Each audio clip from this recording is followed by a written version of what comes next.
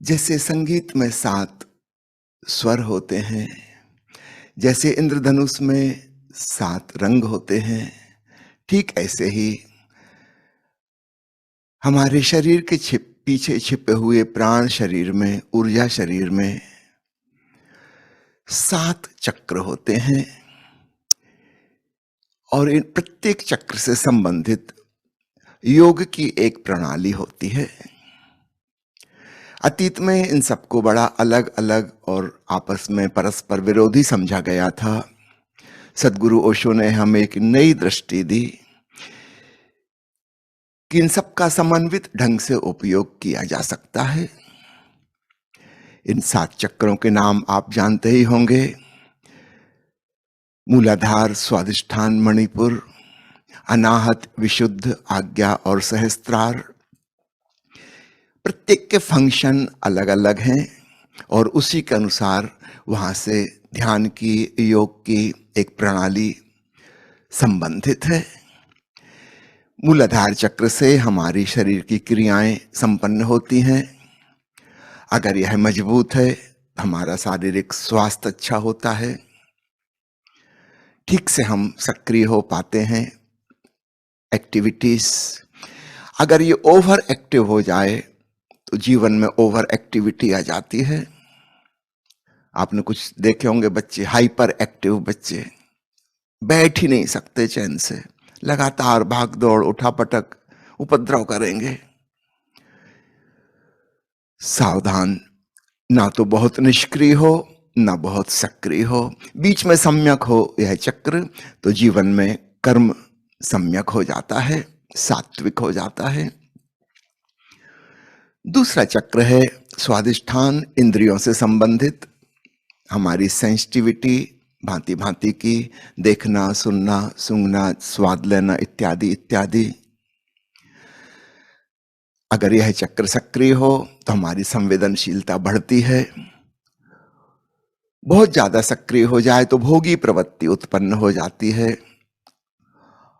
अगर हम इसके प्रति जाग जाएं, सम्यकता में आ जाएं, तो यहां से भी योग का एक मार्ग बन जाता है। तो मूलाधार से जो योग का मार्ग बनता है उसका नाम है कर्मयोग। दूसरे चक्र से जो साधना पद्धति बनती है उसका नाम है तंत्र योग। तो बहुत संक्षेप में आपको गिना रहा हूं, फिर हम प्रथम पर आएंगे। तीसरा मणिपुर चक्र प्राणों का केंद्र है, श्वास का बिंदु है। प्राण ऊर्जा सांस में आती जाती है। अगर यह कमजोर हो तो हम भयभीत प्रवृत्ति के हो जाते हैं।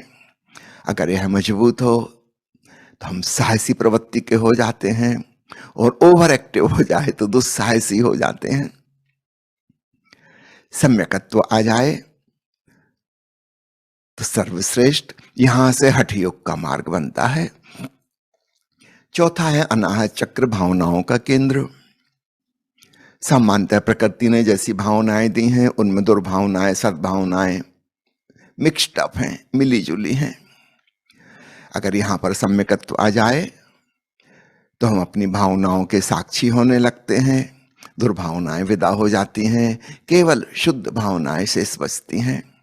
यह भक्ति का मार्ग बन जाता है, भक्ति योग। पांचवा विशुद्ध चक्र विचारों का केंद्र है। विचारों की भीड़ लग जाए, मेला, तो हमारी बेचैनी और परेशानी, यहां तक कि विक्षिप्तता का कारण हो जाता है। अगर यहां पर सम्यक हो जाए, विचारों के हम साक्षी हो जाएं, तो गहन विवेक उत्पन्न होता है। वही शक्ति जो विचारों में लगी थी, पागलपन बन रही थी, वही परमहंस बना देती है, विवेकपूर्ण बना देती है, प्रज्ञावान बना देती है। छठवां चक्र है आज्ञा। आज्ञा का मतलब है ऑर्डर, डिसिप्लिन। यहां से हमारे व्यक्तित्व में एक अनुशासन आता है। अगर यह निष्क्रिय है तो हम डवाडोल रहेंगे, विकल्पों में डोलते रहेंगे, ये करूं कि वो करूं, कुछ निर्णय ही नहीं हो पाएगा। यहां हम साक्षी भाव साध लें तो हमारे जीवन में आत्म अनुशासन आ जाता है। हम जो चाहते हैं, जो होना चाहिए वास्तव में जीवन में, फिर वही होता है, विपरीत चीजें नहीं होती। यहां से आता है राजयोग। तो पांचवें चक्र से बनता है ज्ञान योग, छठवें से राजयोग, इसी को ध्यान योग भी कह सकते हैं, और सातवां है सहस्त्रार चक्र, सर्वोपरि हजार पंखुड़ियों वाला कमल जहां खिलता है, वहां से संबंधित है सांख्य योग। वह हमारी चेतना का शिखर है, चैतन्य का एवरेस्ट समझो। तो ये 7 प्रकार के योग संभव हैं। इनमें कॉमन थ्रेड क्या है? इस माला में कौन सा धागा पिरोया हुआ है? सदगुरु ओशो ने उजागर किया, वह धागा है साक्षी भाव का, जागरण का, दृष्टा का। कर्मों के प्रति साक्षी हो जाएं तो कर्मयोग उत्पन्न हो जाता है, इंद्रियों के साक्षी हो जाएं तो तंत्र योग, सांसों के साक्षी हो जाएं हठ योग या प्राण योग भी कह सकते हैं, भावनाओं के साक्षी हो गए तो भक्ति योग, विचारों के साक्षी हो गए तो ज्ञान योग, अपने संकल्प के साक्षी हो गए, तीसरे नेत्र पर ऊर्जा पहुंच गई तो राजयोग, ध्यान योग, और सहस्त्रार पर ऊर्जा पहुंच गई, वहां साक्षी हो गए तो सांख्य योग। इसको ऐसा समझना, कोई व्यक्ति बीमार है, अस्पताल पहुंचा, डॉक्टर ने कहा कि आपको इंजेक्शन लगाना होगा। वो कहने लगा इंजेक्शन से मैं बहुत डरता हूं, इंजेक्शन नहीं लगवाऊंगा। डॉक्टर ने कहा चलो ड्रिप लगा दें। उसने कहा उसके लिए भी तैयार नहीं हुआ। उसी दवाई के कैप्सूल भी आते थे, कहने लगा इतना बड़ा कैप्सूल में गुटक नहीं पाऊंगा। डॉक्टर ने कहा चलो ये छोटी वाली गोली है, ये खा लो। उसके लिए भी तैयार नहीं हुआ। डॉक्टर ने कहा चलो सिरप ले लो। अक्सर छोटे बच्चों को सिरप देना पड़ता है, बूढ़े लोगों को भी सिरप देना पड़ता है। मीठा मीठा स्वाद, दवाई की कड़वाहट छुप जाती है, इंजेक्शन की चुभन भी नहीं होती, गले में फंसने का डर भी नहीं गोली कैप्सूल का। वो राजी हो गया कि ये ठीक है, सिरप पी लेंगे। दवाई वही है, चाहे ड्रिप में जाए, इंजेक्शन में जाए, गोली कैप्सूल में जाए कि सिरप में जाए, और भी अन्य अन्य उपाय भी हो सकते हैं। असली बात है किसी प्रकार वह औषधि शरीर में पहुंच जाए तो हमारी व्याधि ठीक हो जाएगी। आध्यात्मिक रूप से हमारी व्याधि है मूर्छित अवस्था में जीना। हम सोए सोए से प्रमाद में जी रहे हैं, ये हमारी आध्यात्मिक व्याधि है, बीमारी है। उपाय क्या है औषधि इसकी? बीमारी को कैसे तोड़ें, जागरूक कैसे हो जाएं, बस इतनी सी बात है। स्वचेतना, आत्मबोध कैसे उत्पन्न हो। तो अलग अलग ढंग के लोग हैं, किसी को कर्मयोग भाएगा, किसी को प्राण योग, किसी को तांत्रिक साधना, किसी को भक्ति में डूबना, अपने अपने ढंग हो सकते हैं। और अगर हम इस पूरी बात को समझ गए तब हम कहीं से भी शुरुआत कर सकते हैं। तो ये एक छोटी सी भूमिका मैंने आपसे कही। आने वाले 7 दिनों में हम एक एक दिन एक एक प्रकार के योग को समझेंगे, प्रयोग करेंगे, और मामला बहुत आसान है। वो जो सजगता है उसको जोड़ना है। बाकी सब चीजें तो हो ही रही हैं, कर्म तो हम करते ही हैं, भोग हम करते ही हैं, सांस चली रही है, भावनाएं और विचार हमारे भीतर हैं ही, सब कुछ है। होश की मात्रा बस काम चलाऊ है, इसको थोड़ा सा बढ़ा लें, बस इतनी करना, कुछ और नहीं। हमारा सामान्य जीवन यांत्रिक मैकेनिकल ढंग का है, जैसे कोई रोबोट, कोई ऑटोनॉमिक फंक्शन वाली चीज काम कर रही हो। थोड़ा सा होश पूर्वक करना शुरू करें तो हमारे सारे कर्म कर्मयोग हो सकते हैं। तो आज प्रथम दिन हम कर्मयोग को समझेंगे और कर्मयोग के प्रयोग करेंगे। समझने के लिए मैं 3 सूत्र विशेष रूप से उल्लेख करना चाहूंगा। भगवान श्री कृष्ण गीता अध्याय 3 में कहते हैं, हे अर्जुन, सर्वथा कर्मों का स्वरूप से त्याग कभी नहीं हो सकता, क्योंकि कोई भी पुरुष किसी भी काल में क्षण मात्र भी बिना कर्म किए नहीं रहता है। निस्संदेह सभी पुरुष प्रकृति से उत्पन्न हुए गुणों द्वारा परवश हुए कर्म करते हैं। बहुत महत्वपूर्ण वचन है। बिना कर्म के कोई व्यक्ति नहीं हो सकता। जन्म होते से कर्म तो शुरू हो गया, सांस चलने लगी, हाथ पैर हिलने डुलने लगे, कर्म शुरू हो गया। मृत्यु के अंतिम क्षण तक कर्म होते ही रहेंगे। तो पूरा जीवन कर्मों की एक कहानी है, शुरुआत से लेकर अंत तक। अब कहां भूल हो गई? भगवान कृष्ण के वचन को न पूरब के साधु महात्माओं ने समझा, न पश्चिम के मनीषियों ने समझा। पूरब के साधु महात्माओं ने कर्म को त्यागने की कोशिश की। कितनी बड़ी गलती। घर घर में गीता रखी है, सब गीता पढ़ते हैं।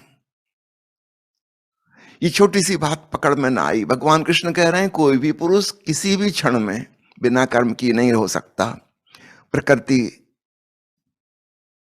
का वश चल रहा है, मनुष्य का इसमें कोई वश नहीं है। कर्म तो होगा ही होगा, कर्म का त्याग नहीं हो सकता। न जाने सन्यासियों को क्या सूझी कर्म का त्याग करने की। घर परिवार छोड़ दिया, दुकान खेत खलिहान छोड़ दिए, सोच के कि हम कोई कर्म ना करेंगे, कर्म करेंगे तो कर्म बंध लग जाएगा। दुकान चलाना भी कर्म है, दुकान छोड़ के जंगल की तरफ जाना भी कर्म है। बिना कर्म के तो हम हो ही नहीं सकते। घर में बैठना भी कर्म है तो गुफा में बैठना भी कर्म है, वह भी एक प्रकार का कर्म है। खेत खलिहान में काम करके फसल पैदा करना भी कर्म है, तो भिक्षाटन करना भी कर्म है। कर्म से तो बच ही नहीं सकते। कितनी सरल सी बात थी, करोड़ों करोड़ों साधु सन्यासियों ने इसको बिल्कुल उपेक्षित कर दिया और इसकी वजह से पाखंड उत्पन्न हुआ। बहुत लोग मुझसे बार बार पूछते हैं कि हमारे देश में इतने पाखंडी महात्मा क्यों होते हैं? क्योंकि वो कुछ ऐसा काम करने की कोशिश कर रहे हैं जो हो ही नहीं सकता। भगवान कृष्ण कह रहे हैं कि हम प्रकृति के वश में हैं, कर्मों का त्याग हो ही नहीं सकता, कर्म तो करना ही होगा। और हम कोशिश कर रहे हैं कि हम कर्म नहीं करेंगे, कर्म से मुक्ति हो जाए। तो निश्चित रूप से पाखंड ही खड़ा होगा, झूठ खड़ा होगा। ये सच तो हो ही नहीं सकता। हम कुछ दिखावा करेंगे, भीतर भीतर कुछ और चलता रहेगा। ये तो होना ही था। पश्चिम में क्या हुआ? उन्होंने दूसरे ढंग से कर्म से मुक्ति को पाने की कोशिश की। उन्होंने सोचा कि हम मशीन बना लें, यंत्र बना लें, वो सारे काम करे, हमको काम नहीं करना पड़ेगा। अब देखते हैं मजा। भारत के साधु सन्यासी ने भी कर्म से छुटकारा पाने की कोशिश की और पाखंडी हो गया। पश्चिम के लोगों ने यंत्र बनाकर मशीन से काम लेने की कोशिश की ताकि हमको कर्म ना करना पड़े, और वहां हालत खराब हो गई। आदमी करेगा क्या? कुछ तो करेगा। अब वो उपद्रव के काम करेगा।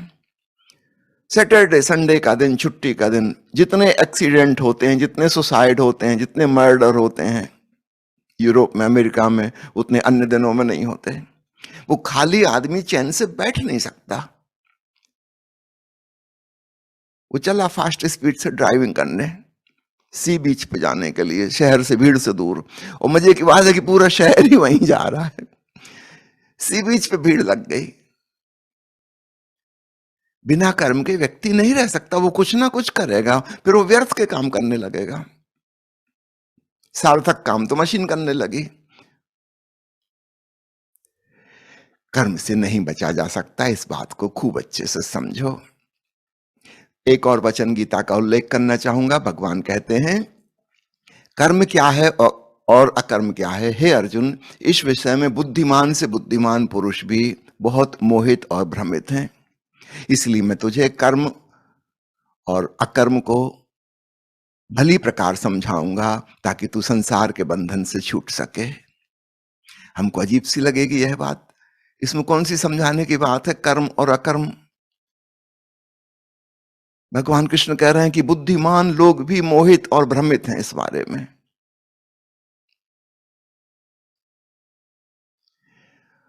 हम तो समझते हैं कि हम जानते हैं कर्म यानी कोई भी क्रिया करना और अकर्म यानी कुछ ना करना।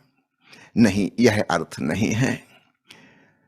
सदगुरु ओशो ने इस बात को खूब अच्छे से समझाया है कि सामान्यतः हम जिसे कर्म कहते हैं वो हमेशा ही प्रतिकर्म है। 99.9% रिएक्शन को हम एक्शन समझते हैं। रिएक्शन का मतलब बाहर कोई परिस्थिति हुई, कोई घटना घटी, किसी ने कुछ किया, किसी ने कुछ कहा और उसकी प्रतिक्रिया में हमने कुछ किया। तो वास्तव में यह हमने नहीं किया, ये तो उस परिस्थिति ने, उस व्यक्ति ने हमसे करवा लिया। हम उसके गुलाम हैं, हम अपने कर्म के मालिक नहीं हैं। ये कर्म है ही नहीं, यह प्रतिकर्म है। और सामान्यतः हम इसी प्रकार का मैकेनिकल रिस्पांस दे रहे हैं। जैसे मशीन की किसी ने एक बटन दबाई, आपने रिमोट कंट्रोल से टीवी ऑन किया और टीवी चलने लगा, आपने एसी बंद कर दिया, बंद हो गया। ऐसी हमारी बटनें हैं। किसी ने आपकी तारीफ कर दी, आप प्रसन्न हो गए, प्रसन्नता में आपने कुछ किया। किसी ने आपकी आलोचना कर दी, कुछ अपमानजनक शब्द कह दिए, आप क्रोध से भर गए और क्रोध में आपने कुछ कर दिया। आपके प्रेम में किए हुए कर्म अथवा क्रोध में किए कर्म दोनों ही आपके कर्म नहीं है। ये तो सामने वाले ने जो आपकी बटन दबाई वैसी चीज आपके भीतर से आ गई।